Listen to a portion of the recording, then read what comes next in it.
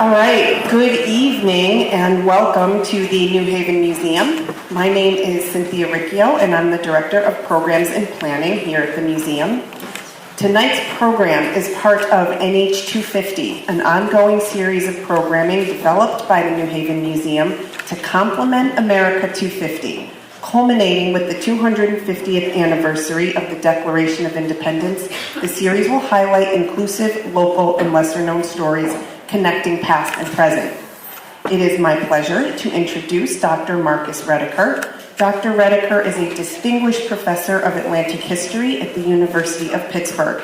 His Histories from Below have won numerous awards, including the George Washington Book Prize, and has been translated into 19 languages worldwide. He is the author of 15 books, including the prize-winning The Amistad Rebellion, An Atlantic Odyssey of Slavery and Freedom.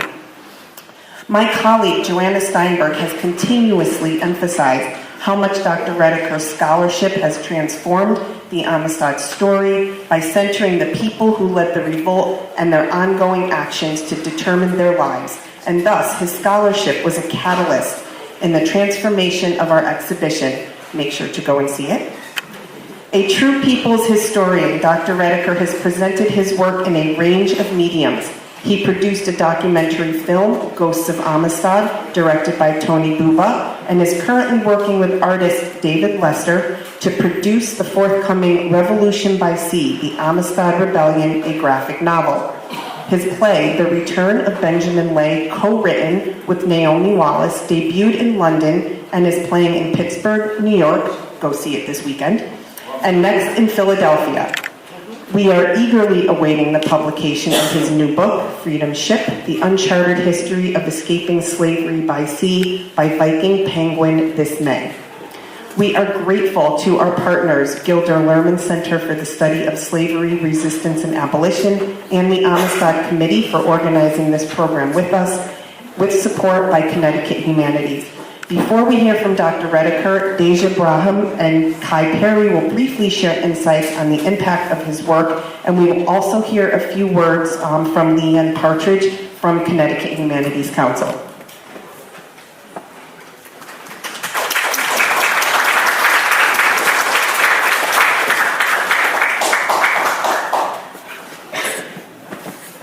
Hi, everybody. I was supposed to say happy Wednesday, but it's not Wednesday. It's Thursday. I hope you all are doing well. I'm really happy. It's really great to see everyone come out and to enjoy not only the exhibit, to enjoy each other's company.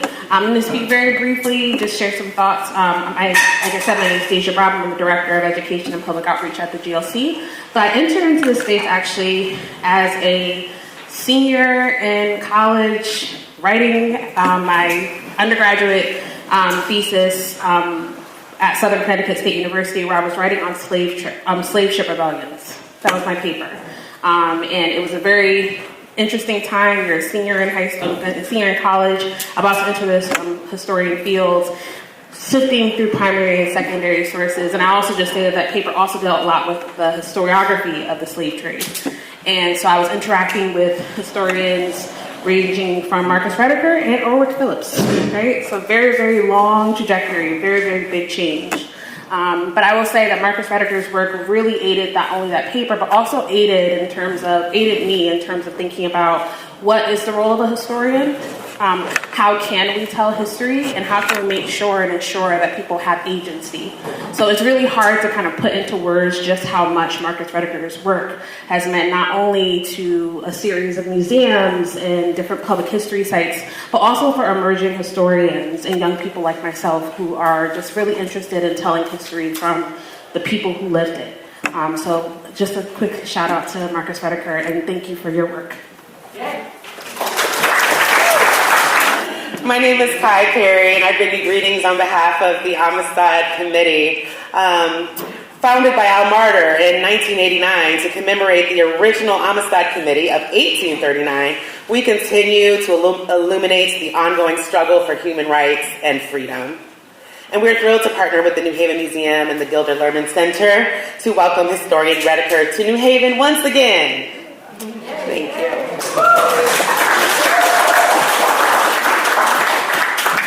Rediker's account of the Amistad Rebellion is the primary source referenced by discovering Amistad educators on board the recreated schooner, whose home port is right here in New Haven, as we sail port to port and in countless classrooms across the state of Connecticut. And as reflected in the Amistad exhibit downstairs, if you haven't been to see it, please do, Rediker centers the people of the Amistad, humanizing the brave 53 Sierra Leoneans when too many other historians have done quite the opposite. And for that, we are so grateful. So thank you for joining us once again and helping us to rethink the Amistad story.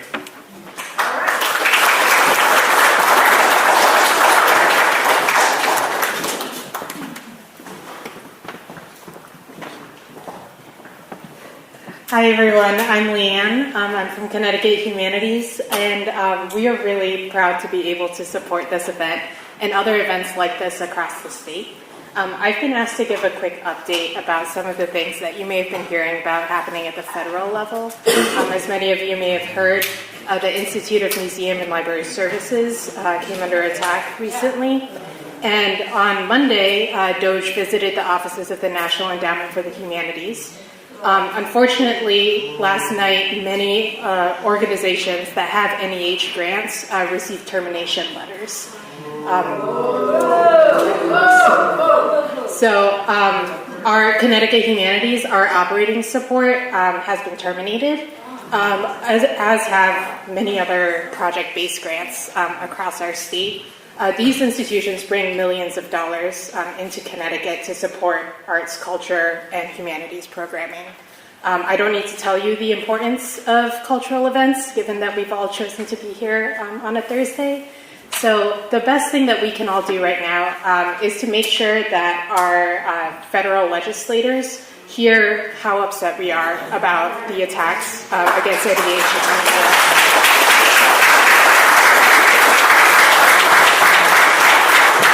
So while we do have supportive legislators, I really encourage everyone to write an email, give a call to their offices, and voice your support for these institutions. And we'll continue to update and hope that we'll be around for the fight.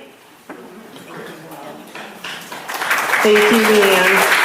And now it is my pleasure to bring up Dr. Marcus Rediker.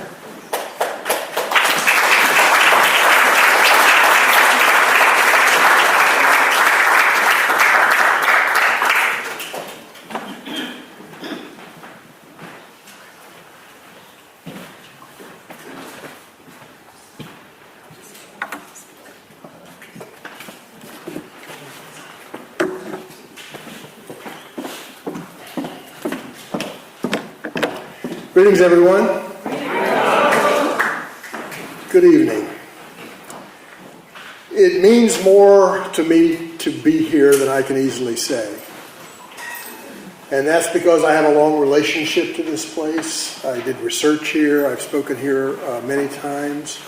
But this latest work, the redesign of the permanent exhibition of the Amistad story, is really heartwarming.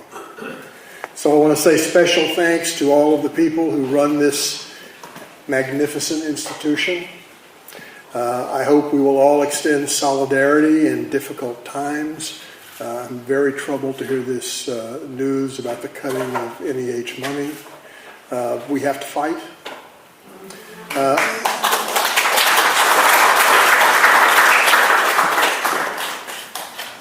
And I also want to thank the previous speakers, Dahisha, Kai, and Leanne, for their very kind remarks.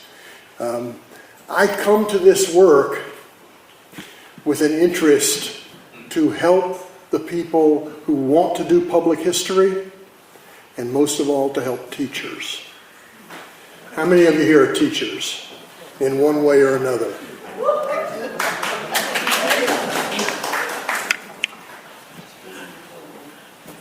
So it's a great pleasure to be here. And what I want to do in this talk, I can get my notes out.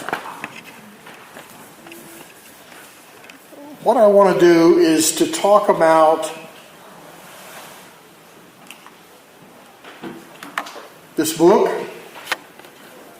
2012, and the film, which came out in 2013, The Amistad Rebellion and Ghosts of Amistad.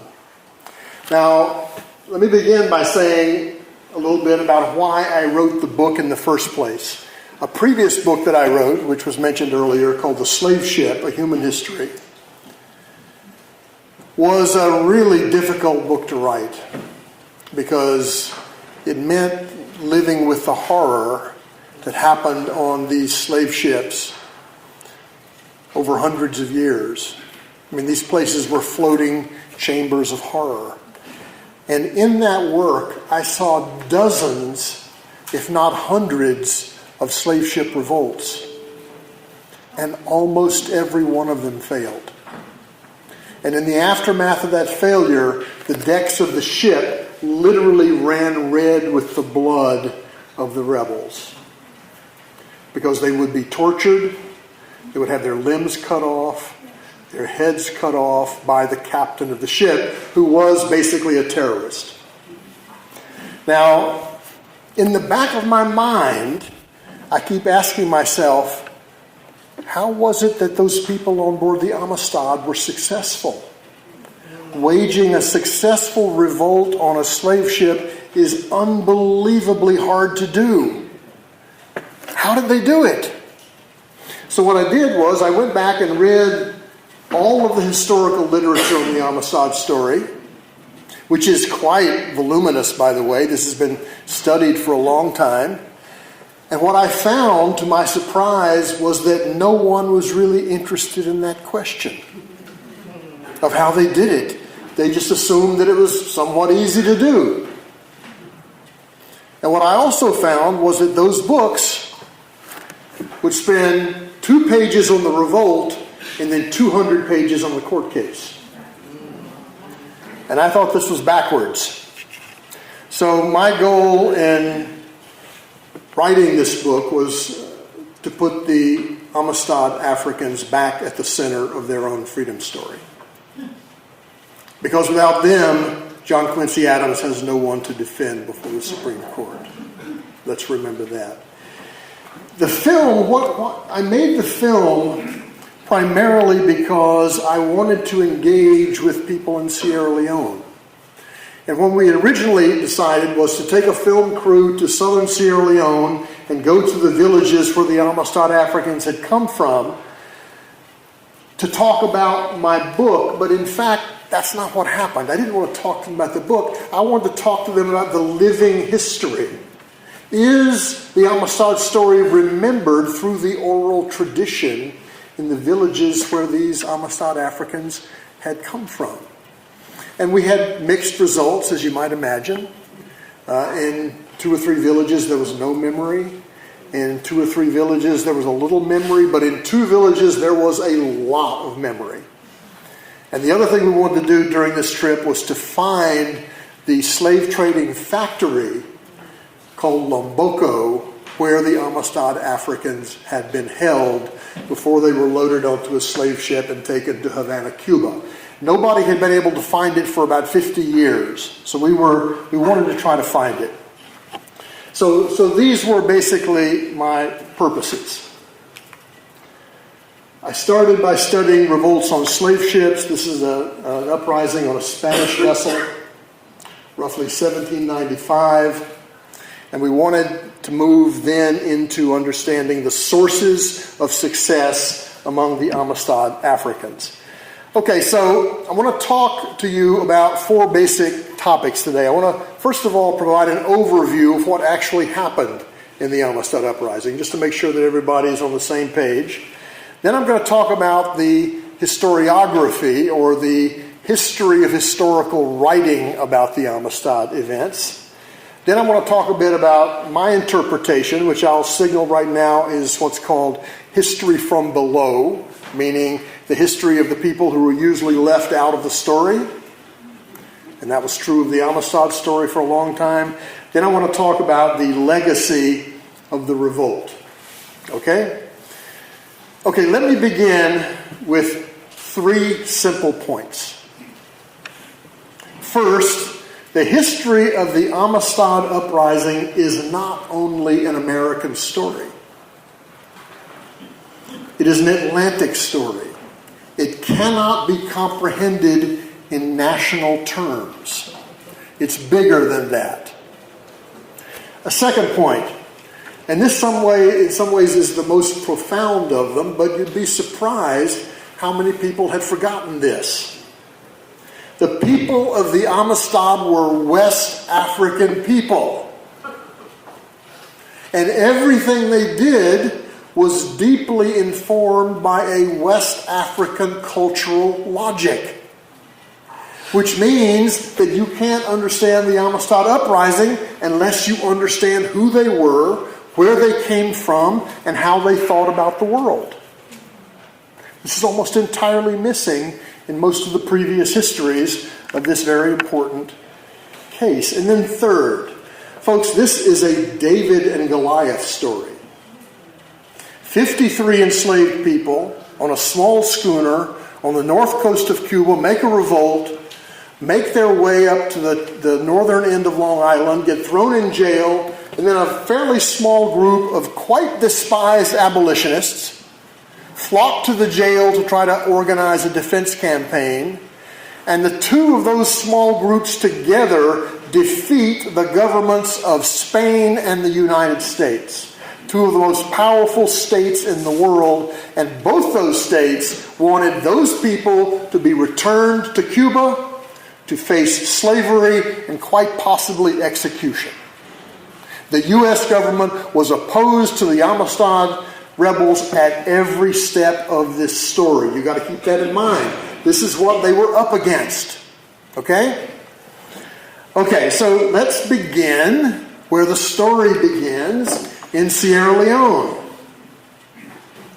In this area, where you can see Lomboko. You see where it says Mende? This is Sierra Leone.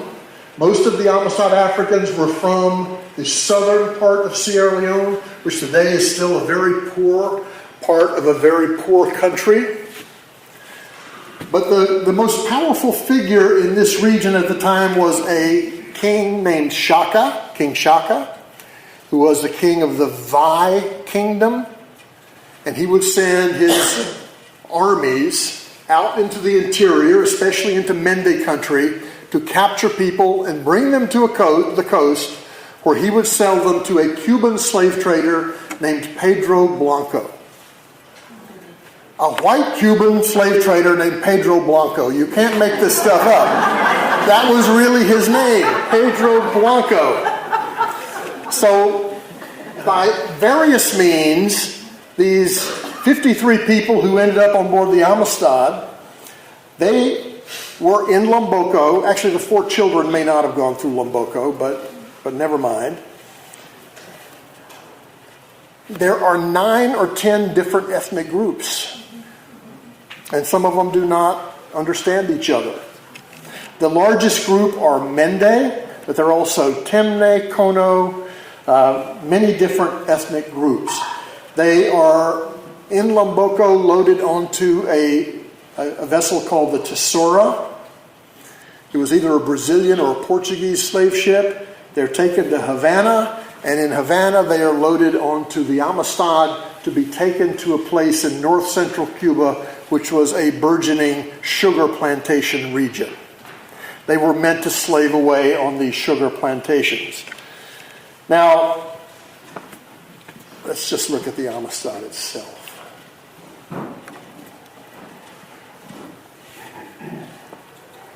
Once they're on board the ship, the tensions rise very quickly. The captain puts everyone on short allowance, meaning limited food and especially water.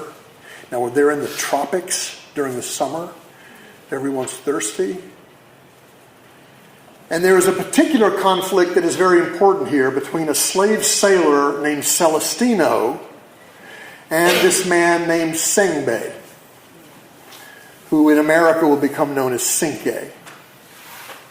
Actually, I'm going to use his name Cinque because that's the way he signed his letters and introduced himself when he was in the United States.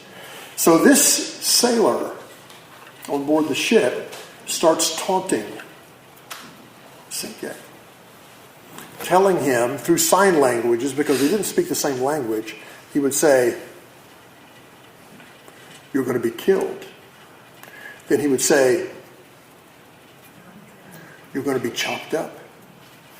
Then he would say, "Then you're going to be eaten by these white people who are cannibals." Now, it was fairly commonly believed in West Africa that these Europeans who showed up in these strange ships were actually cannibals, because a lot of people were loaded on ships and they never came back. Right? And there's a literal truth to this, because the slave plantation, the sugar plantation, was literally cannibalistic. It sucked the life out of people. So there's a truth to this. But this man Celestino was really messing with the wrong guy. Because Cinque was a proven warrior. And the very night in which that taunting took place, there was a meeting in the hold of the vessel among the Amistad Africans. It was a Poro meeting. This is an all-male secret society in Sierra Leone. All of the different ethnic groups there in the boat, in the ship, knew how the Poro society operated, and one of its main purposes was to declare war. So they debated who is for war, meaning who wants to capture this vessel. Now at this point, a very interesting thing happens. They do decide to go to war after some internal debate and division. There are these three little girls.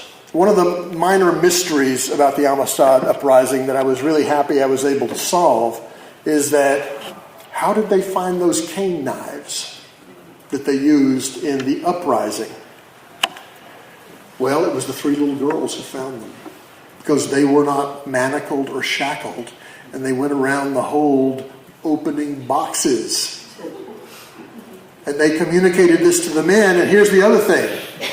The weapon of choice for a Mende warrior was a cutlass, a small sword very similar to a cane knife.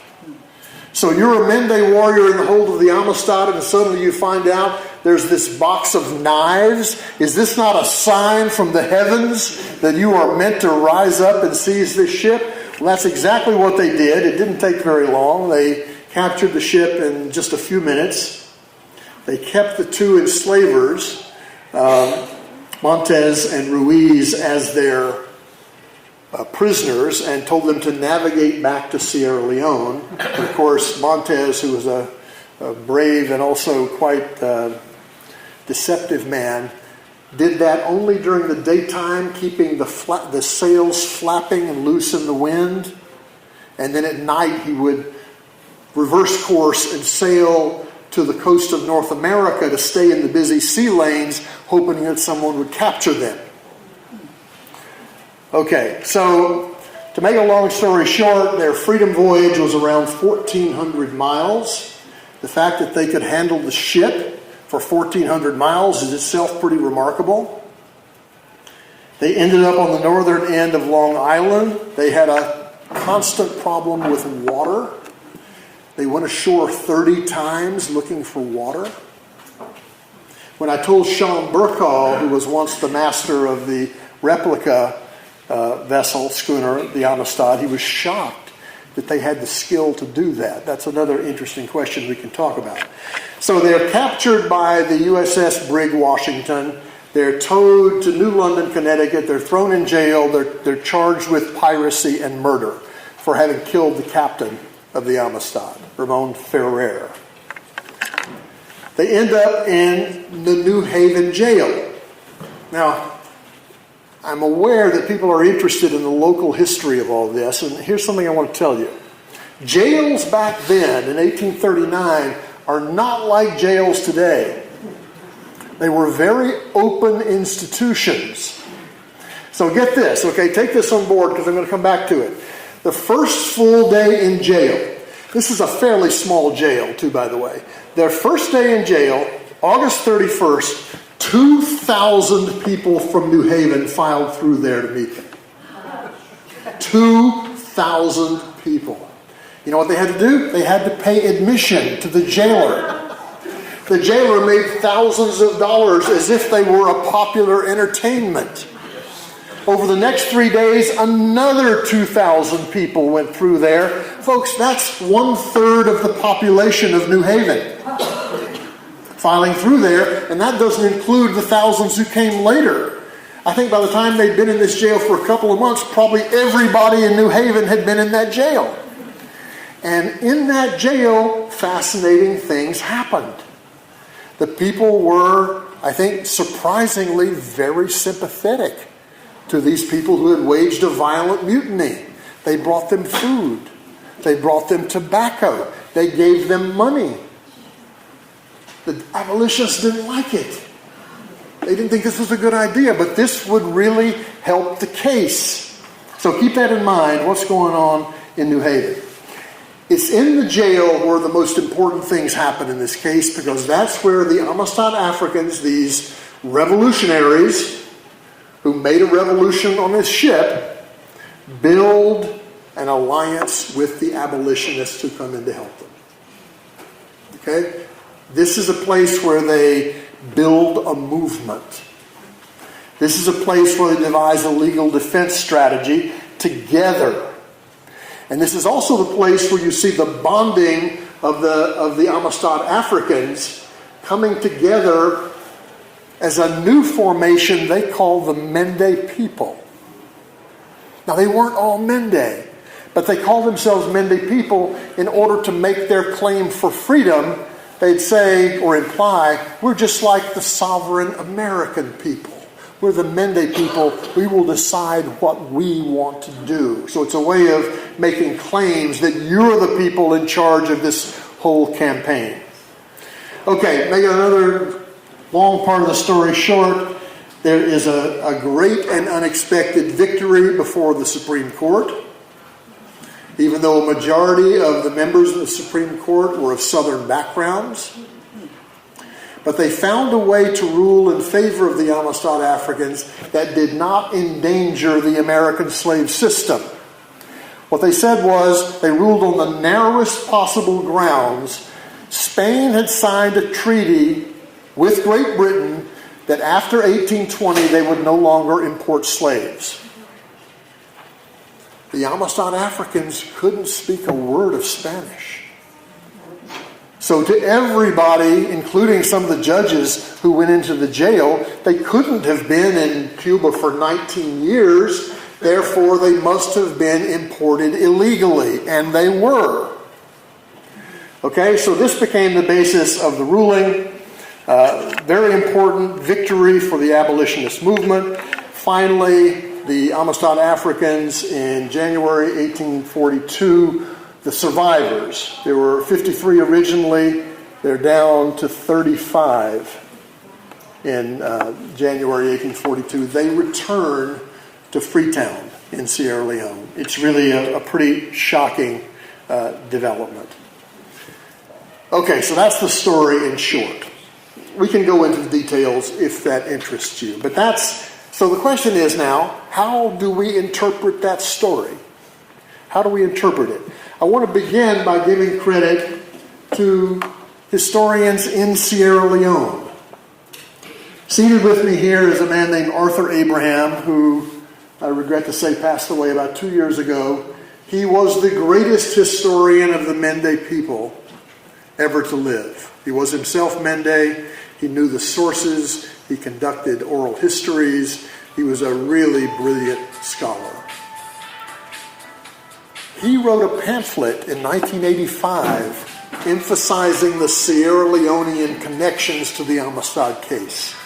Very little had been known about it before this.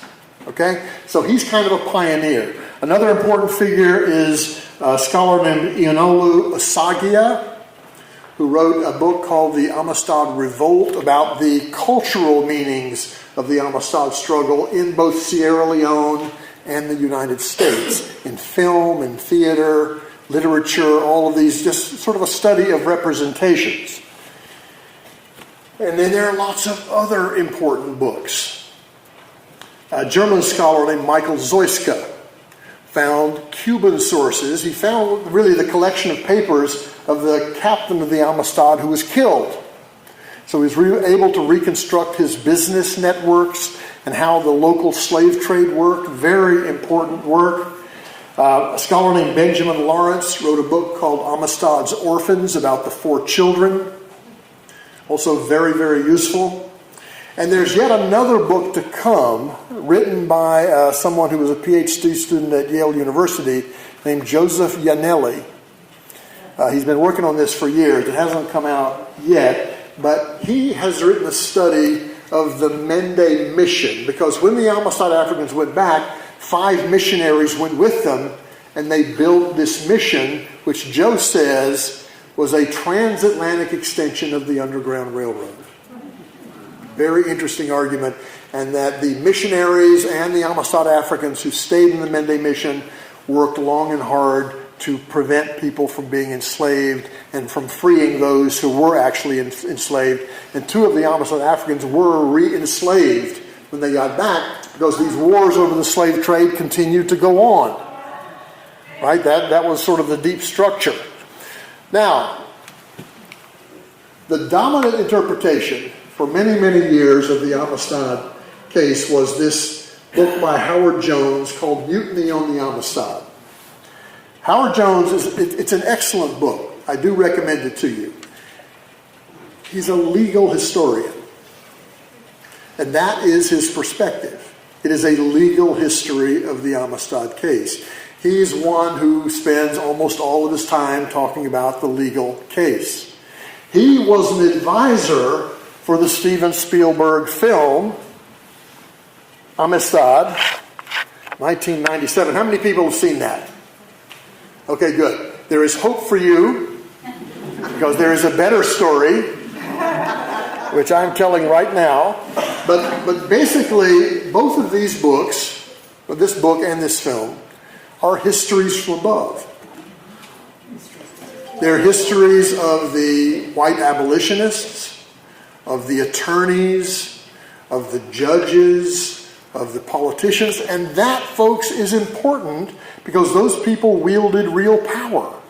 But that is not the whole story.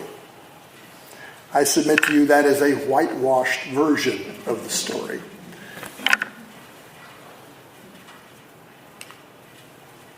It's a great man's story. And on the left, you see John Quincy Adams.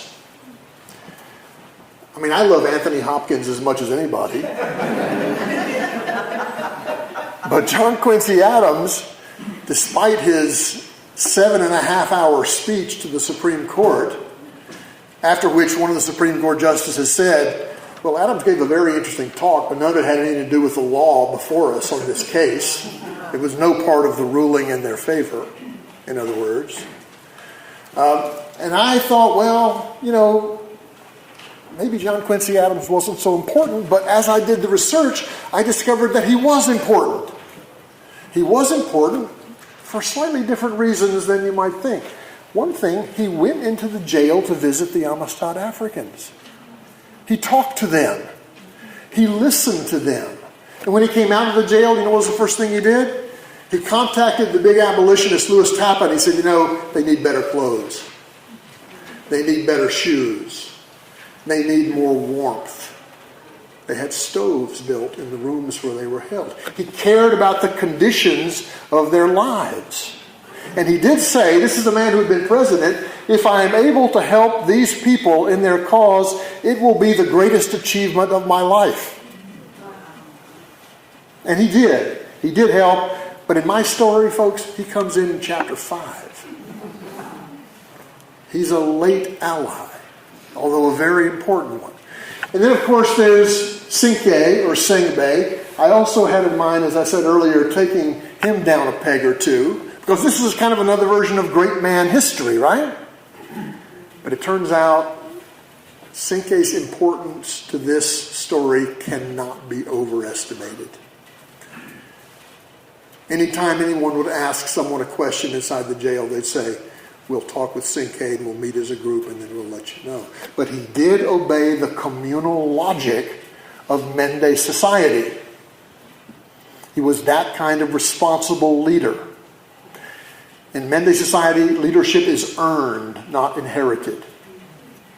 And so, turns out he is extremely important. Okay, so my approach to all this is to emphasize history from below.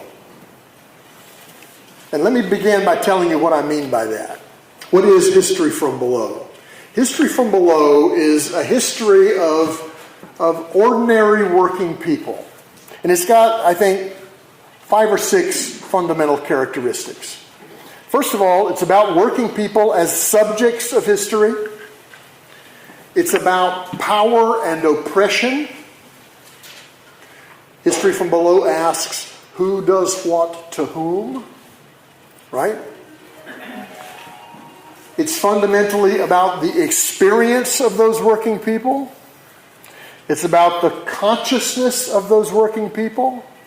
It's all about trying to recover the voices of those working people. And then most importantly of all, it's about those working people as agents of making history. That they made history. And I submit to you there is probably no better example of that than the Amistad case. These 53 people in a tiny, brittle wooden ship off the north coast of Cuba end up creating a tremendously great international controversy. It's kind of remarkable. Now, the biggest challenge of history from below is finding sources. Because these poor people, and they almost always are poor people, didn't usually write many sources of their own. Right? There was no written language among Mende people when this all happened. So how are you going to find sources? Well, here I have to give you an anecdote. As I was thinking about taking on this project, I talked to a lot of really brilliant and accomplished African and American historians. And they almost all told me the same thing. They said, I think most everything that can be known about the Amistad uprising is already known. In other words, you're not going to really find sources that will help you answer the questions that you want to pose. And being naturally hard-headed, I didn't listen to any of them. And I plunged ahead. And it turns out, folks, that this is no exaggeration.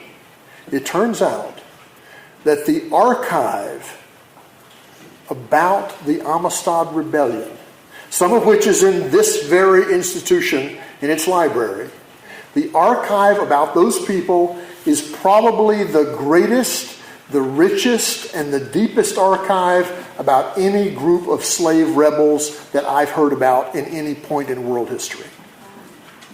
And you can see a lot of this in the new exhibition. The intimate portraits that were drawn by an 18-year-old artist, William Townsend.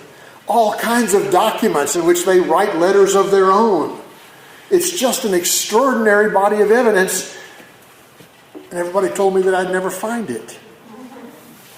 See, one of the things you got to learn to do if you do history from below is figure out how societies produce evidence, historical evidence about poor people. And there's courtroom evidence. There's newspaper correspondence. There are just dozens and dozens of different ways that you can learn about who these Amistad Africans were. Okay, now this image is by a New Haven artisan named John Warner Barber.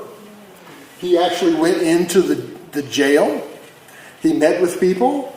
So you can actually identify specific people as they surround Captain Ferrer there in the middle and kill him with these cane knives that were discovered by the little girls. Okay? I talk about this in the book. You can see Cinque at the far left. It's possible to name just about all of them based on other engravings that Barber made. Now, I want to tell you that the abolitionists did not like this image, because this stresses the violence of the uprising. And they know that a lot of people in the United States are terrified of slave revolts. So this is a dilemma for them.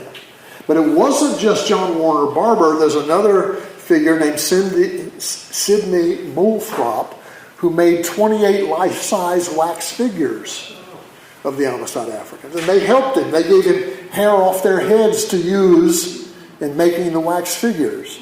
Then there was another man who created a 135-foot painted diorama. All of these were about the uprising, making the abolitionists nervous, but this is what people were interested in. They were very interested to know, how did this happen?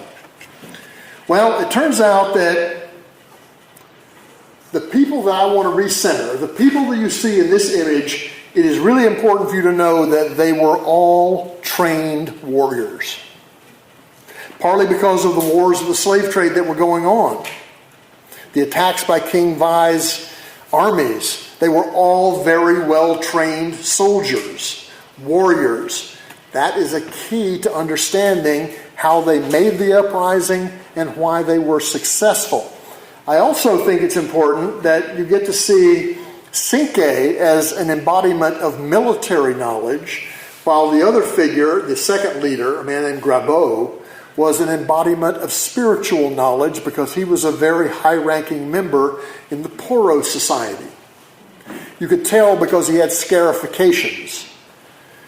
The higher you ascend in the Poro Society, the more your body has these, they're like tattoos in a way. And so any of the Amistad Africans who took one look at Grabeau, they would say, that's a very powerful man. That's a very respected man. He comes from a very high position in the Poro. So we have these portraits. There's Grabeau, who was from that village of Folu that I mentioned. And here is Margru. And I can't actually look at her anymore without thinking of Tammy Denise, who does the greatest Margru you'll ever see.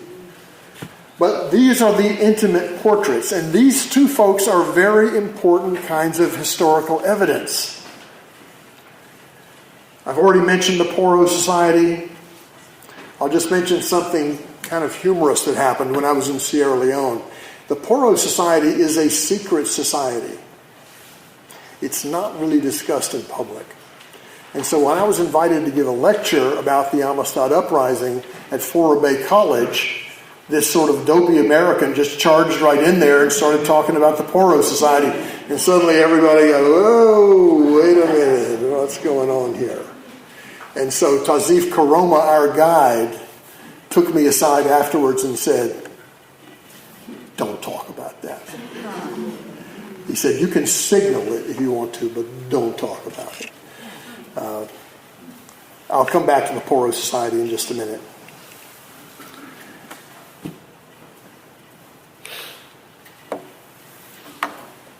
The figure on the left is a Temne warrior from the 1820s. The Temne were a very large cultural group adjacent to the Mende. The Temne and the Mende did fight a fair amount. But this is a very good example for this image for two reasons. One, to show that the preferred weapon of the Temne warrior was the bow and poisoned arrows. Secondly, if you notice what the man has hanging around his neck, this is what's called a gree-gree bag or box. It has supernaturally charged contents that are meant to protect the warrior when he goes into battle. And in the very first legal hearing that was held when the Amistad Africans were brought to New London, Connecticut, a clerk wrote, Cinque walked in with a little box at the end of a ribbon around his neck. This person had no idea what it was. But he was going to war. That's what that signifies. He was a warrior. Now, at the right, we have what I think may be the most fascinating image of this entire archive. This is an image of Cinque in the pose of a Roman hero, right? On the deck of the Amistad with his cane knife at hand.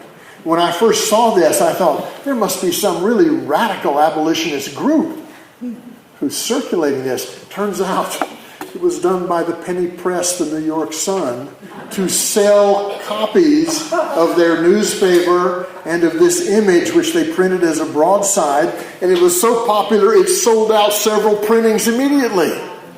But this disseminates a very positive image of the uprising.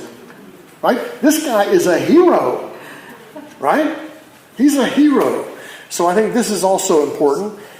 So this is all part of history from below. And here's another aspect. This is a man named Dwight Janes. Janes. He was a grocer. He worked on the waterfront of New London. He sold food to outward bound vessels and their captains. He was also an abolitionist. So the moment the Amistad ship was towed in to New London, literally, it hadn't been there very long at all, Dwight Janes, this totally unknown abolitionist, goes rowing out there, gets on board the ship, and starts talking to people. He talks to the Cuban slave owners. He talks to one of the cabin boy, Antonio.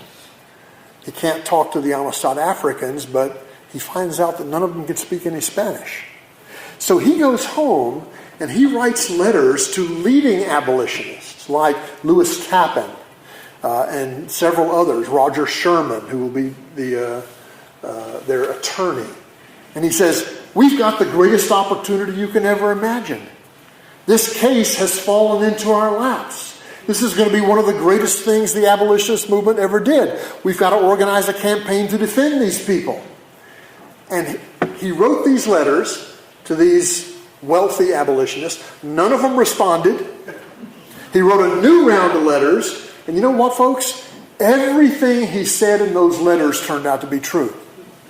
Totally prescient.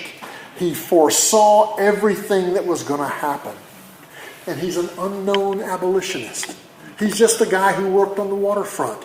But he became the strategic link between the African revolutionaries and the American abolitionists. So again, history from below helps you to see this. Now I want to talk a little bit about the people of New Haven.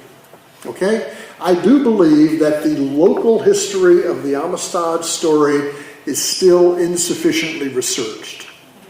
Those of you who are looking for research topics, here's a good one. And here's the way you can see their importance. For example, in every legal hearing, the people from New Haven show up in great numbers and they are completely on the side of the Amistad Africans.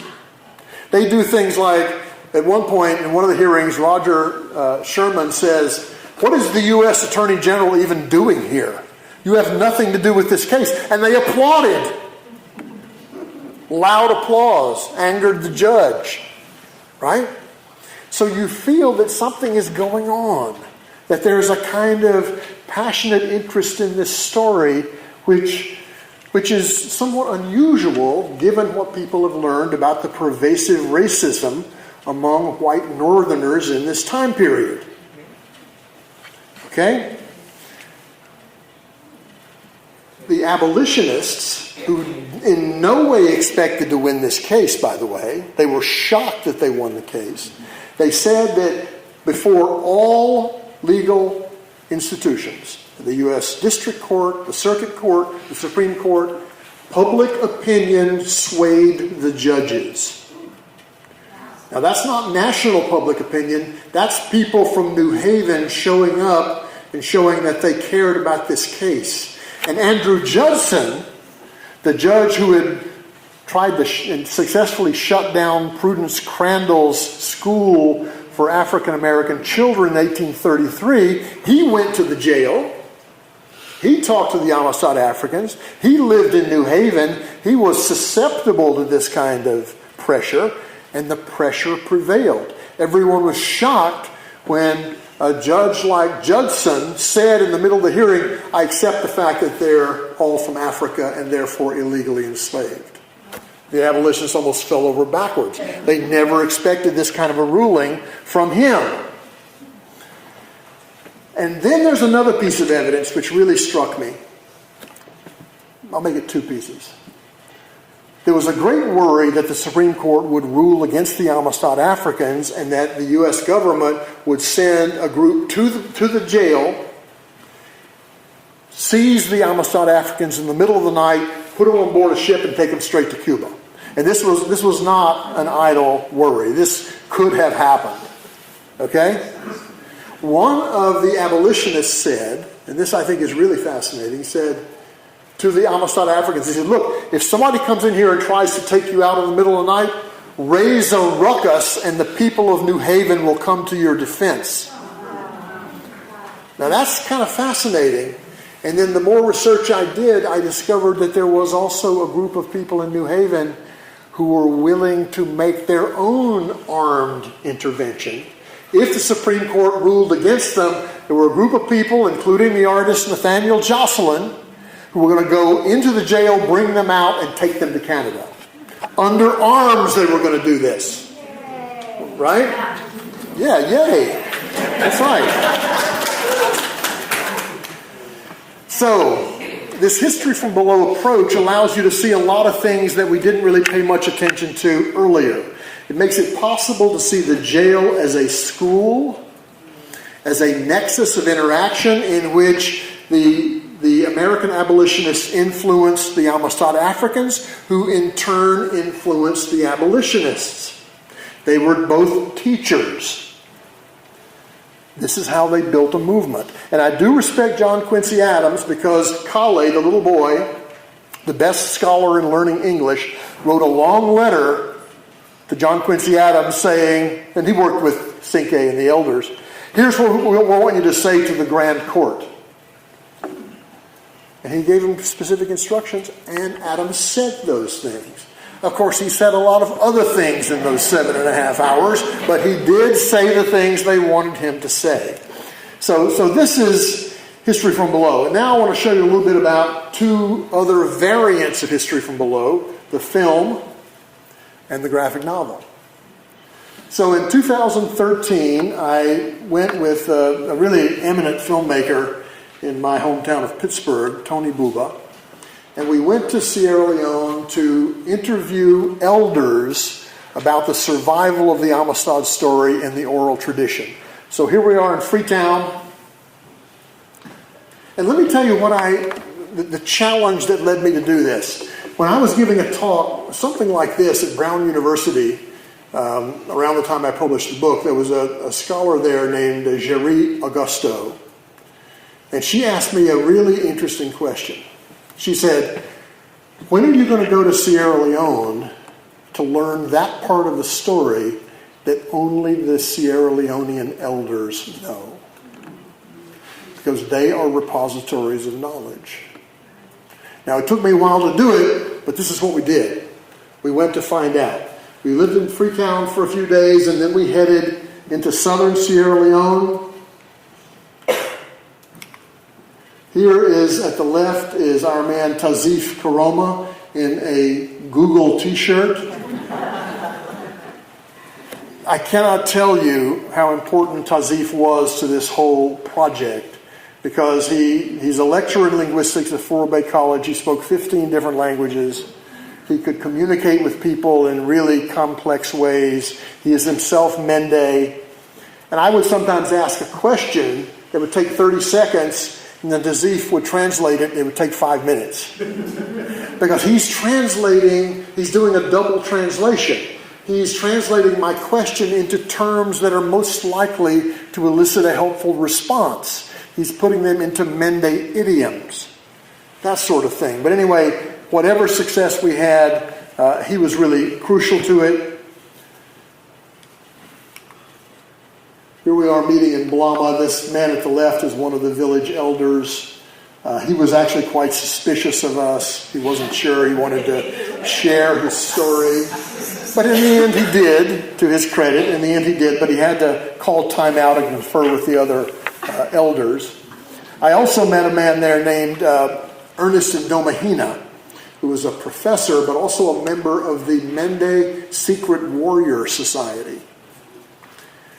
And so I was asking him various questions. He had this incredible body of knowledge. I said, what would have been the sources of unity that would have allowed people from so many different ethnic groups to organize together? And he said it would have been the Poro Society. Now, I was ready to jump up on the table and pump my fist and say yes, because that's what I had said in the book, but I didn't have the confidence that he did in knowing that, because that was the means of self-organization, and that's how they decided to go to war. So this was another thing. And then, of course, one big part of our story was to try to find Lomboko. And Tazif, who just would not give up, we pulled over in deep south of Sierra Leone, went to a local market, and he started walking around asking people, did your parents or grandparents ever hear of a place called Lomboko? Did they ever mention it to you? And one man said, I've heard of it, I don't know where it is, but I know the people who will know. And he actually got in our cars, and we drove literally through the bush to this very remote fishing village called Toko. And these are the people of Toko right here. We asked, do you know this place called Lomboko? They said, sure, we fish there all the time. You want to go? So we got into their dugout canoes and headed into the mangrove swamp. And this is what it looked like. And it was one of the most exhilarating experiences of my life. This swamp had crocodiles. It also had hippos. I don't know if you know how dangerous hippos are. We didn't know that at the time. But the truth is, we would have trusted our fishermen because this was their world. They knew everything about it. I have since spoken to many Africans who said, I would never get into a canoe like that. But anyway, we did find Lomboko. I'm happy to say you can find out about this in the film. We did find it, and it was chilling, folks, to see. You could actually see the foundational rotting wood of what had been the barracoons that had held these enslaved people so many years ago. Just chilling. So this is, as a friend of mine put it, the film is history from below in action. And now I've gotten to be a graphic novelist. I'm not quite sure how this happened, but I've been working with a really gifted artist based in Vancouver named David Lester, and we've done 3 graphic novels, one about Benjamin Lay, the radical Quaker abolitionist, one about pirates, and one about an event that took place in New York in 1741, an uprising of a motley crew of Africans, Irish soldiers, and Cuban sailors. So now we are working on the Amistad, and this is Margru, who is going to be a key player in this story.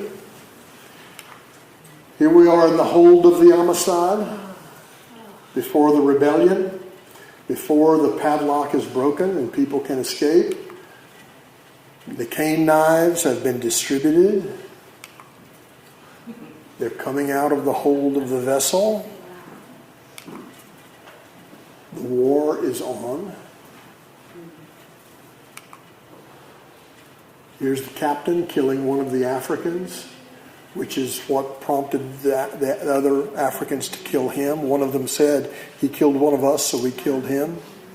And here are the 2 enslavers, Montez and Ruiz, who picked up paddles to fight back. This was not an effective defense against cane knives, so they were both imprisoned. And here is the conquering hero after the battle, bloodied but triumphant. So, teachers, we did this for you. We hope that this graphic novel will be of great interest to you. And so let me conclude, folks, if I may, by talking a bit about the legacy and the enduring meaning of the Amistad story. It's crucial to the history of democracy. It's crucial to the history of the world, and I want to give you several reasons. First of all, teaching the history of slavery cannot merely be a history of oppression. It has to be a history of resistance too. That has to be. Thank you. People fought back under the most difficult of circumstances. I mean, on slave ships, which are designed to prevent all resistance, people fought. They still fought. So, resistance matters, and folks, successful resistance really matters. When you win, as people did in Haiti in the 1790s, and when on a much smaller scale in the Amistad Rebellion, you win and you win your freedom. This has an electric effect as it circulates throughout the United States to the enslaved population as well as to the abolitionists. This is a tremendous buoyant lift. We can win, it says. So that's crucial. I mentioned earlier how this was a small revolt on a small schooner in an out-of-the-way place, but look what happened. The most powerful people in the world debated the meaning of that event. I'm talking about members of Congress, Supreme Court, 2 presidents, the Queen of England, the Queen of Spain. All these people are fighting over the Amistad Rebellion. And this is one of the great things about history from below. It comes on in surprising ways. Nobody could have predicted all this. But it can also have massive consequences and change things very, very quickly. And this gives me hope in a time like this. And then finally, what I think is very important is that the Amistad Rebellion allows us to bring together 2 things that scholars kept artificially separate for a very long time. Slave resistance on the one hand and abolitionism on the other.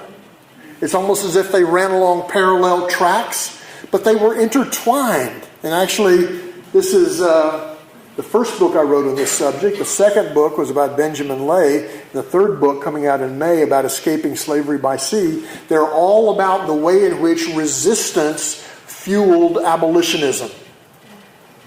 This is really crucial. So I submit to you that for the Amistad story, we're much better off thinking about it as a history from below. It's actually much more interesting than the Hollywood version, is it not? Right? It's a more complex story, and it's also a more meaningful story. And this helps us to understand freedom struggles in the broadest possible way, because they're our hope too. Thank you.